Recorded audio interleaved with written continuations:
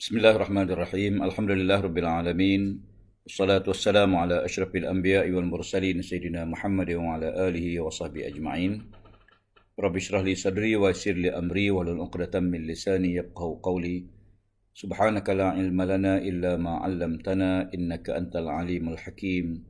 Wala haula wala quwwata illa billahil aliyyil azim. Yang bahagia Profesor Datuk Dr. Muhammad Hashim Kamali, Ketua Pegawai Eksekutif Institut Kajian Tinggi Islam Malaysia. Yang berbahagia Profesor Datuk Dr. Azizan Baharudin, Profesor Kehormat Pusat Dialog Peradaban Universiti Melaya dan penyandang kursi Kelestarian UKM YSD.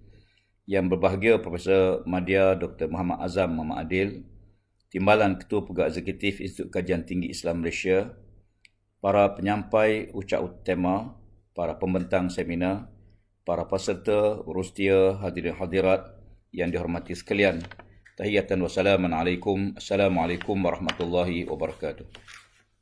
Alhamdulillah, pertama-tama kita panjatkan syukur pada Allah Subhanahu wa taala kerana di atas rahmat kurniaannya dapat kita bersama pada kali ini dalam suasana kita masih lagi berdepan dengan COVID-19 dan dunia masih lagi berdepan dengan cabaran yang besar, sama ada dalam konteks ekonomi atau cabaran kesihatan.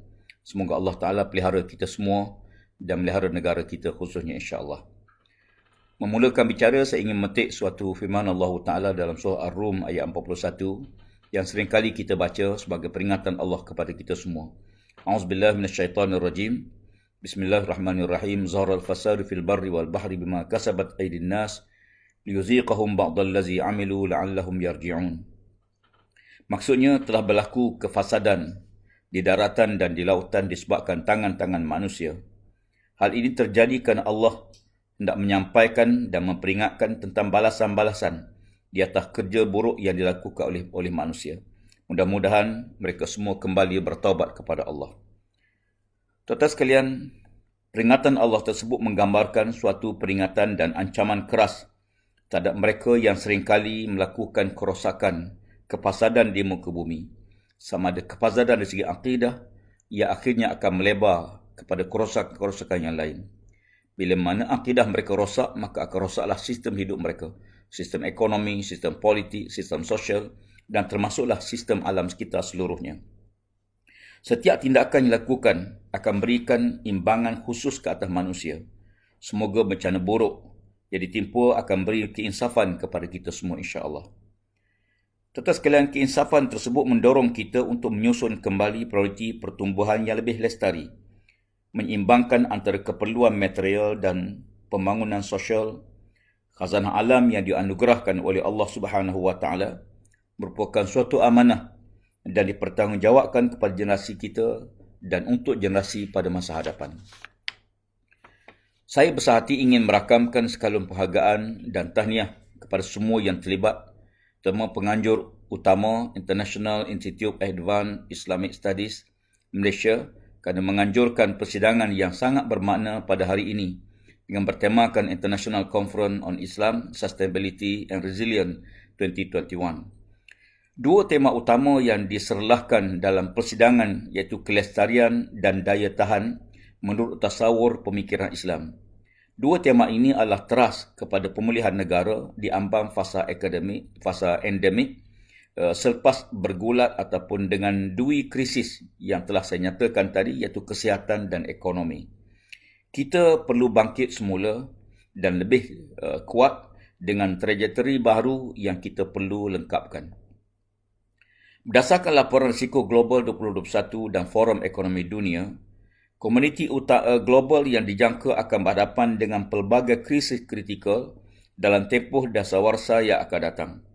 Selain pada penularan penyakit berjangkit, kita turut diancam dengan krisis perubahan iklim yang merangkumi cabaran perubahan cuaca ekstrim dan bencana alam.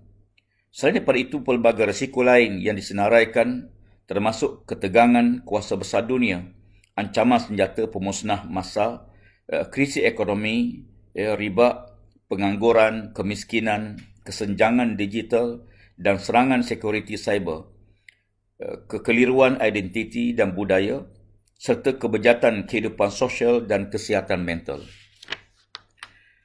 Semua cabaran-cabaran ini menunjukkan kepada kita perlunya suatu penyelesaian yang sangat komprehensif, yang lengkap merangkumi semua elemen spiritual, mental kita dan juga fizikal kita. Laporan terkini panel antara kerajaan mengenai perubahan iklim Pertubuhan Bangsa-Bangsa Bersatu yang bertajuk Perubahan Iklim 2021 Asas Sains Fizikal telah menyatakan secara jelas bahawa tindakan manusia adalah faktor utama yang mencetuskan perubahan iklim sepanjang sejarah kehidupan di muka bumi, selaras dan bertepatan dengan amaran dan peringatan Allah Subhanahu Wa Taala yang telah saya bacakan pada awal bicara kita. Tidak nafikan aktiviti perindustrian, perdagangan, pengangkutan, peternakan dan pertanian adalah penyumbang utama kepada pelepasan gas rumah hijau ke udara. Secara langsung akan meningkatkan purata suhu dunia. Lebih parah bila mana tarahan hutan, padang ragut dan kemerosotan kualiti guna tanah memburukkan lagi keadaan. Pada sisi yang lain, pandemik COVID-19 telah melumpuhkan ekonomi terutama perusahaan mikro, kecil dan sederhana. Prestasi ekonomi global menguncup sebanyak 3.2% pada tahun 2020. Laporan International Labour Organization 2021 telah pun menganggarkan kehilangan 8.8% jam bekerja global bersamaan dengan 225 juta pekerjaan sepenuh masa.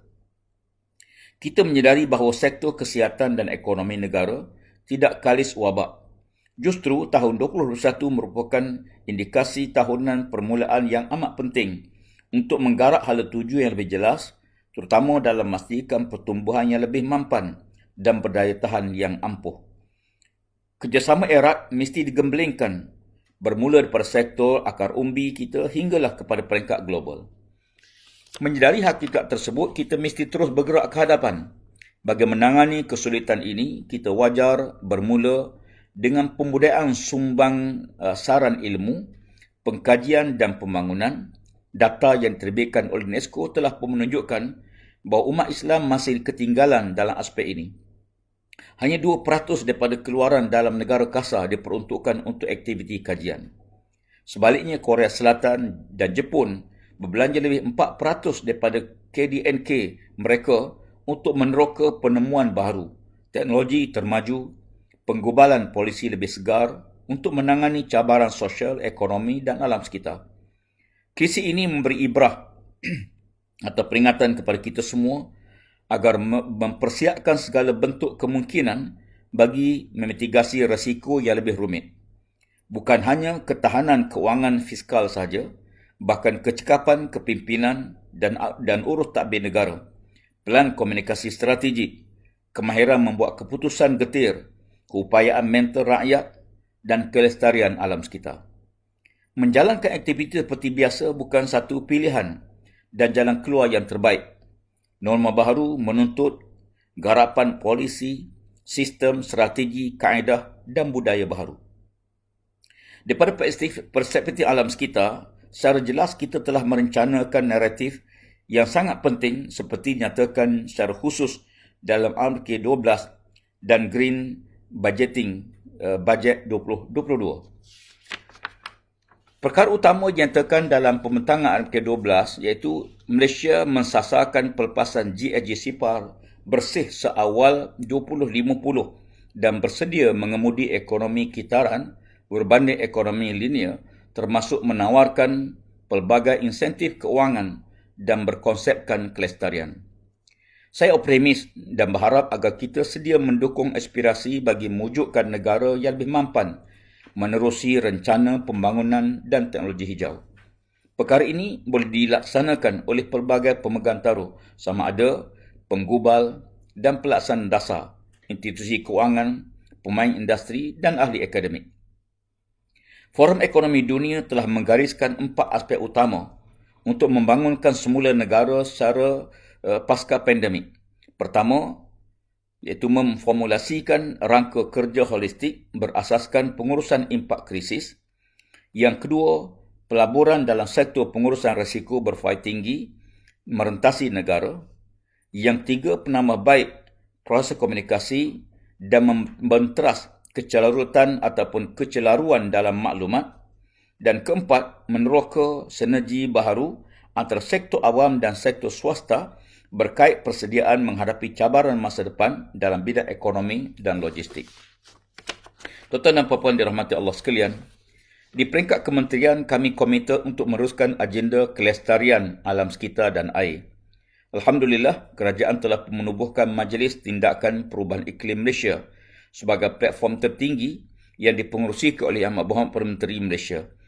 Majlis ini akan berfungsi sebagai pemudah cara untuk mencapai pengurusan dan pengurangan pelepasan GHG sebanyak 45% daripada KDNK pada tahun 2030 dan mencapai pelepasan GHG bersih sifar seawal tahun 2050. Kasar juga antaranya ialah kita berusaha untuk menggubal pelan induk bandar rendah karbon, pelan pembangunan mobiliti rendah karbon, memperkenalkan platform perdagangan karbon domestik, menubuhkan pusat inventory gas rumah kaca atau rumah hijau negara, menyemak semula dasar perubahan iklim negara 2009 dan merangka Akta Perubahan Iklim. Selain daripada itu, Kasar juga memperkenalkan pendanaan awam menerusi wakaf iaitu wakaf air dengan kerjasama Yayasan Wakaf Malaysia bagi membiayai projek bekalan air khususnya di luar bandar yang berskala kecil. Ini merupakan satu contoh penyelesaian isu kelestarian dengan mengimplikasikan platform kewangan sosial Islam. Ia juga menjadi satu bukti bahawa agenda lestari bukan hanya tanggungjawab kerajaan dan agensi berwajib, tapi turut memerlukan sokongan individu dan komuniti, termasuklah pihak swasta dan industri di setiap peringkat terangkum dalam keluarga Malaysia. Untuk mencapai hasrat tersebut, kita sangat mengharapkan mobilisasi di antara semua pemimpin, ahli akademik, tokoh-tokoh cendekiawan, tokoh-tokoh korporat dan semua pihak bagi menjayakan agenda kita. Akhir kata, saya mengambil peluang ini untuk mengucapkan sekali lagi terima kasih dan tahniah kepada Pak Penganjur yang menganjurkan program kali-kali ini. Kita harapkan mudah-mudahan wacana ini akan mencampurkan fikiran yang efektif, bahkan menghasilkan solusi yang praktikal dan dinamik untuk rakyat, agama dan negara yang kita kasihi. Ya, mudah-mudahan Allah Ta'ala permudahkan urusan kita semua. Dengan lafaz Bismillahirrahmanirrahim, saya dengan penuh takzim merasmikan International Conference on Islam, Sustainability and Resilience 2021 pada kali ini. Aqul qawli hadza, astaghfirullahalazim li wa lakum, wassalamualaikum warahmatullahi wabarakatuh. Siru ala barakatillah.